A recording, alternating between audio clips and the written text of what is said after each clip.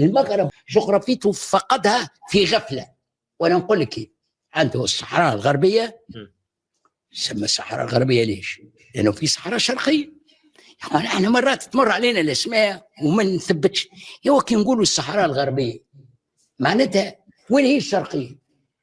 الشرقيه هي تندوف، وهي اللي طالبوا بها المغاربه اللي هي نص صحراء الجزائر.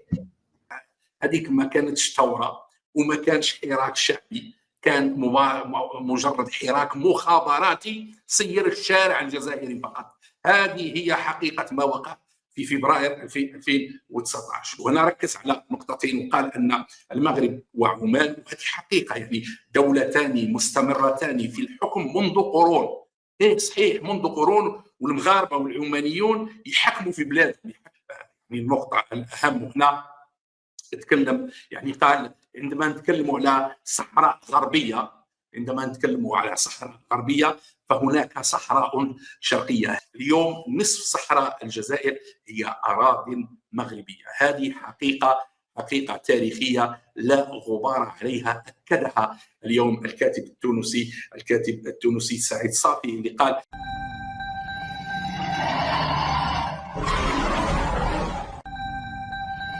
إذن على بركة الله، ماذا وقع؟ بتصريح لمفكر وكاتب تونسي معروف اللي هو سعيد صافي، أثار اللغط عند يعني الأوساط الموالية للنظام الجزائري. عارفين عندهم حساسية مفرطة من الموضوع التاريخي، لأن هذه هي الحقيقة. غادي نسمعوا باش ما نهضرش بزاف، غادي نسمعوا شغال سعيد الصافي في هذا طبعا الفيديو، وين غادي أشاركه على منصة أو يوتيوب. لحظة من فضلكم. اليوم سقط إيران، تمدد إسرائيل الكبرى، تمدد إسرائيل، هل ستصل إلى المغرب العربي؟ هذا التمدد هل سيصل إلى المغرب العربي؟ يصير المغرب العربي خلفية ميتة، خلفية تعتبرها إسرائيل كانت في حكم الحاصل. يعني أنت من حرب غزة لتوا استمرت عامين، حرب غزة لتوا، بالله شفت لكش مبعوث أمريكي ولا عربي ولا كذا ولا أوروبي جاي لهذه بلدان المغرب العربي ويستشير فيهم ولا يقول لهم أعطينا رأيكم، ولا أحضروا لها المجلس ولا أحضروا لها الاجتماع ولا عيطوا لهمش في أي اجتماع. هم غير موجودين وهم اختاروا لأنفسهم لهذا الشيء. على هامش التاريخ اليوم المغرب العربي ليبيا عندها مشاكلها وعندها حروبها الصغيرة في الداخل، وتونس شايف وحلت ما بين الانتقال الديمقراطي والانتقال الاستبدادي، وحلت يعني انتقالين احنا فهمت. والجزائر ايضا حتى هي احتالت على تاريخ، عملت ثوره ميته، ثوره صفق لها الشعب كامل، عام كامل الشعب الجزائري وخارج في الشارع. في النهار الاخير تنتهي المسرحيه، يموت قايد صالح تطلع قياده اخرى، يخرجوا له القدم وتستمر الامور كما كانت. هذا اللي صار في الجزائر. ولا ثوره الجزائر حتى هي ربيع من ربيع، اللي هي في عهد بوتفليقه، اللي هي في عهد بوتفليقه، اللي هي قايد صالح كان حارس بتاعها. قايد صالح كما كان الطنطاوي في مصر، كما كان شو اسمه بتاع تونس، الجنرال بتاع تونس رشيد بن عمار، اللي مسك الساحه ومسك الداخليه وكذا. رشيد عمار هو في سنه 2011. تو وينو الطنطاوي كمل دور، وينو شو اسمه كمل دور، وينو قايد صالح انتهى في اسبوع. ما حدا سال عليه كيف انتهى وليش انتهى. اذا والمغرب عنده حسابات خاصه، حساباته الاخرى.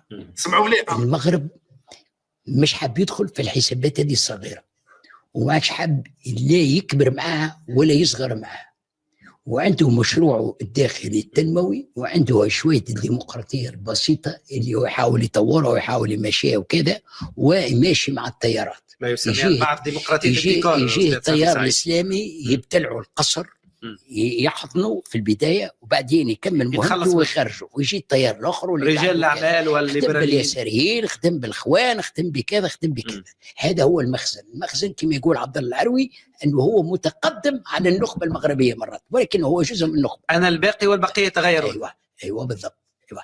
والمغرب، شوف الدول العميقه فعلا عميقه في العالم العربي هم 3-4 دول، منهم المغرب ومنهم عمان لا نستهين بها، ومنهم مصر، وإلى حد ما تونس.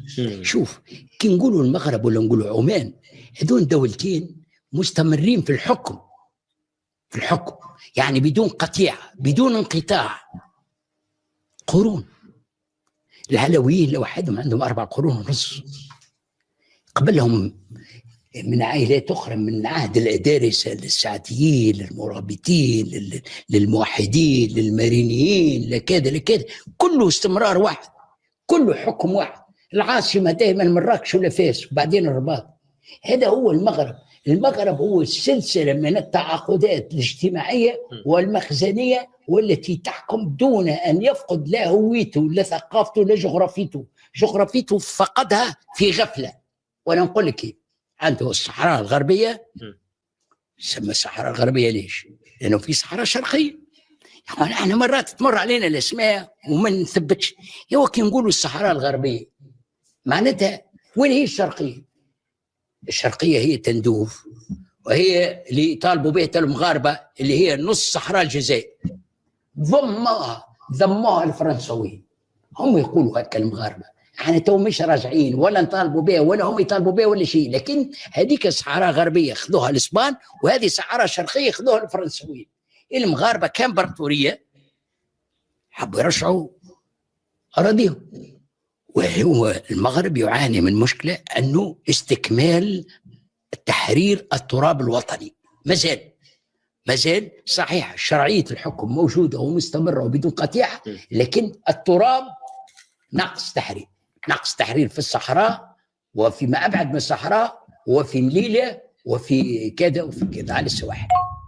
راكم سمعتوا الكلام نتاع الكاتب التونسي سعيد الصافي الكاتب التونسي المعروف المفكر معروف في تونس. طبعا سنحاول أنني نعاود ندير قراءة في الشيء اللي قال.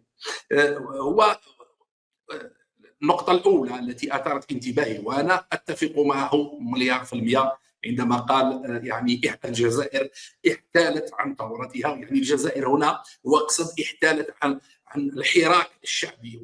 مرة أخرى كاينة حاجة اللي زعما نحاول نوضحها للسيد الكاتب التونسي والمفكر سعيد الصافي. وهذيك ما كانتش ثورة وما كانش حراك شعبي، كان مجرد حراك مخابراتي سير الشارع الجزائري فقط. هذه هي حقيقة ما وقع في فبراير 2019. لهذا يعني عملت ثورة ميتة كما قال سعيد الصافي. هذه نتيجة أن الحراك لم يكن يحمل مشروعا بديلا عن مشروع النظام العسكري، أن الحراك لم تؤطره معارضة، وأن الحراك تم تسييره من قبل المخابرات استولى عليها الراحل قايد صالح، دار انقلاب. بعد ضربوا يعني الجماعه اللي كان دخلهم الحبس، يعني كما يقولوا تخلصوا منه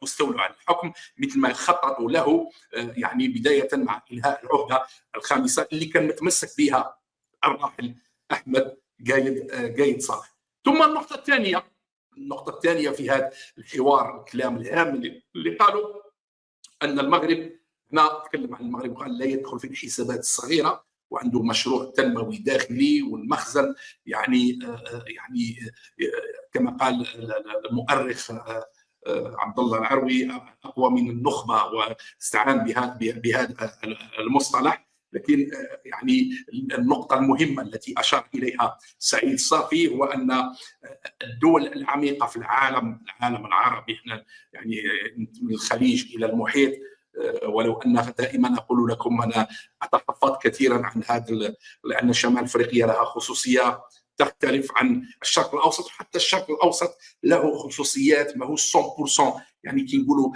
عالم عربي ولا مشرق عربي نقصي اثنيات اخرى اللي موجوده في العراق وفي سوريا وفي مصر. هذه الحقيقه، يعني في الشام والعراق ومصر.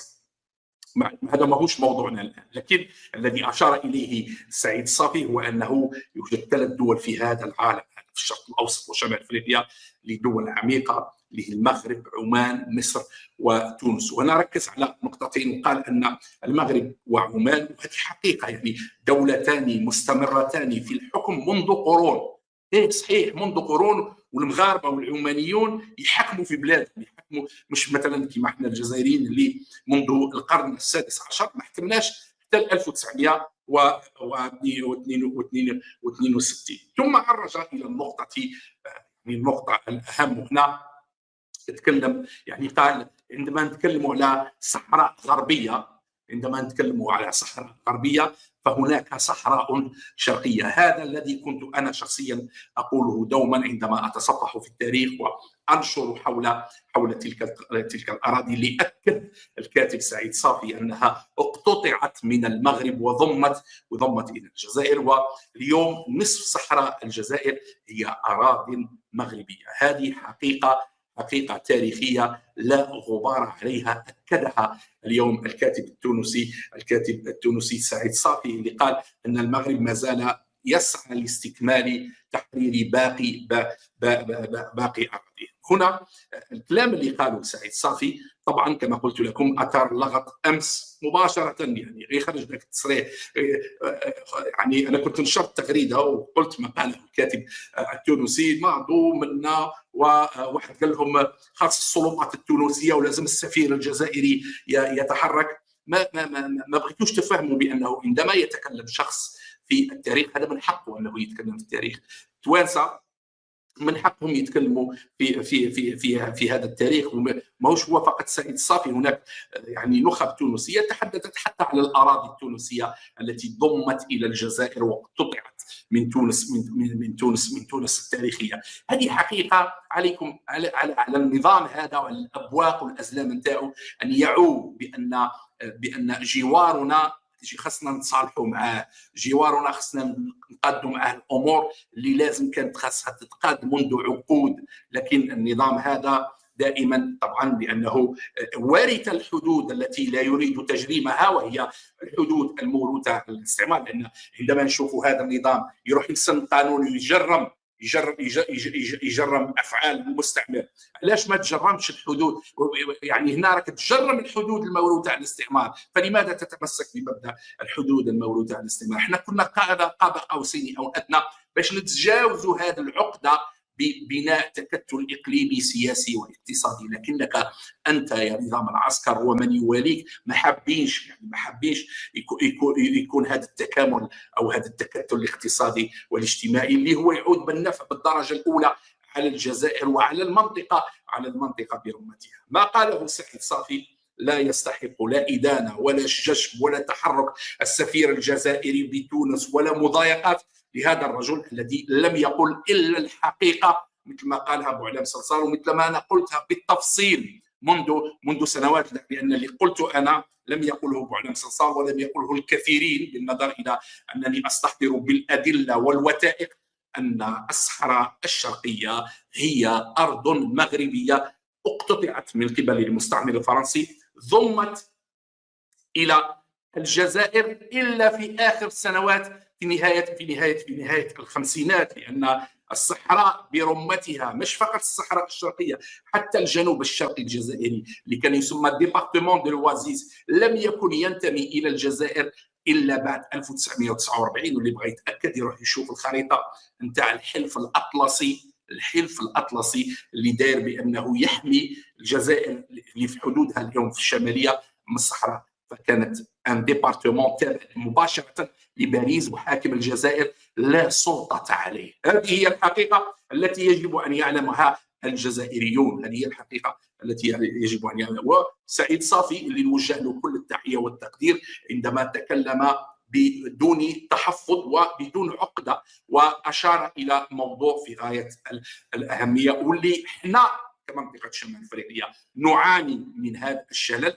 بسبب عدم حل هذا المشكل، بسبب تقديس مبدأ الحدود الموروثة عن المستعمر. لأن احنا عندنا خلل جيوسياسي في منطقة شمال أفريقيا تسببت فيه فرنسا، ودفعنا الثمن من وراء ذلك. أما أنكم تهاجمون، هنا نوجه كلامي لهذوك يعني شو نقول لكم، الناس مرض، يعني واحد احدهم راه معروف يعني يضل يسب ويعاير. البارح هاجم الكاتب التونسي، انت ما تلحقاش حتى يعني ما تقدرش توقف قدامه، يعني رجل مفكر وشخصيه محترمه وتكلم بما يعني الحقيقه فقط لا اكثر. عندك القدره باش تناظره ولا باش تنتقد افكاره، جيب ما يثبت ان كلامه كان خطا. ما تقدروش، يعني راكم شفتوا البارح واحد في التيك توك وناض اليوم مشى قطع في فيديو وقاعد ينشر، قال راني حصلت وليد كبير. هو كل كلامه كان مليئا بالاخطاء، لانه يعني ما قاريش التاريخ وما فهمش، جايب كلمه منه وكلمه منه، والغايه نتاعو هي يعني يشوهوا صوره من يناهضون نظام العسكر الديكتاتوري المستبد. وراكب ابوني عندي قاعدين يضحكوا عليه يعني بكل بساطه، لان الناس هذو عندهم عقده وما عندهمش يعني الشجاعه في ان يتناقشوا بشكل يعني بدون السب وبدون شك وبدون تهكم وبدون غطرسه وتكبر.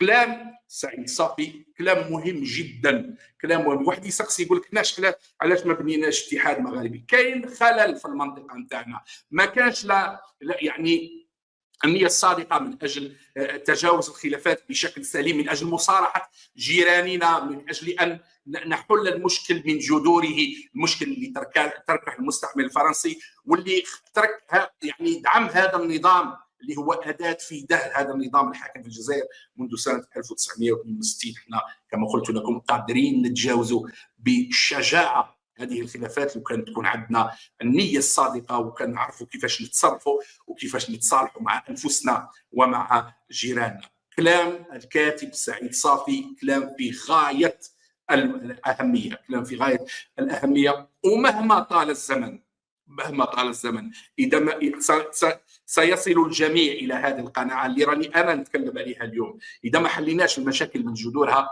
إذا ما حليناش عمرنا ما نزيدوا لقدام. البارح اللي جا تناقش معايا في تيك توك قال لي اتفاقيه ترسيم الحدود صاي مرسمه. نو مسيو، المشكل مازال قائم بيننا وبين المغرب، المشكل مازال قائم بيننا وبين المغرب. كاين مشكل سياسي عميق لازم الحل تاعو. اما انك تجي تتحجج باتفاقيه اللي انت اصلا خرقتها وانت اصلا ما احترمتهاش، لانك لم تحترم المعاهده اللي جات فيها، ما غاديش تزيد بالبلاد للقدام. واللي عنده الغيره على منطقه شمال افريقيا ما خصش ينافق، ولازم يحل كل الملفات من اجل مستقبل افضل لشعوب شمال افريقيا. احيي الكاتب التونسي سعيد صافي على اثارته لهذه النقطه، التي هي في غايه الاهميه وفي غايه الحساسيه. لان احنا هذا مشكل الحدود وهذا المبدا اللي قدسه النظام الجزائري، مبدا الحدود الموروثه عن الاستعمار، هي اللي خلاتنا نعيشوا هذا لو كالفير لمده عقود. وبالتالي لا حل امامنا الا ان نتصالح مع انفسنا والا نتحرج من التاريخ. يعني عندما يتكلم كاتب تونسي او جزائري او مغربي ويتكلم ويقول باللي قبل من 100 سنه ولا 70 سنه تلك الارض كانت تابعه للمغرب، تلك الارض كانت تابعه لتونس، ما خصش احنا الجزائريين نتحرجوا من هذا الكلام. بالعكس لازم نبحثوا في الارشيف، لان مش احنا ولا اللي كان يكتب التاريخ هما لي فرنسي. الاستعمار من القرن التاسع عشر والقرن العشرين هو اللي كتب التاريخ نتاعنا، وبالتالي خاصنا نبحثوا على الحقيقه باش نعرفوا كيفاش نعالجوا المشكل نتاعنا، مشكلنا الداخلي ومشكلتنا مع جيراننا، مشكلتنا مع جيراننا اللي تسبب طبعا فيها هذا الاستعمار، واللي ورث هذا يعني هذه العقليه، النظام اللي كان أسوأ من الاستعمار، النظام العسكري الديكتاتوري الحاكم في الجزائر.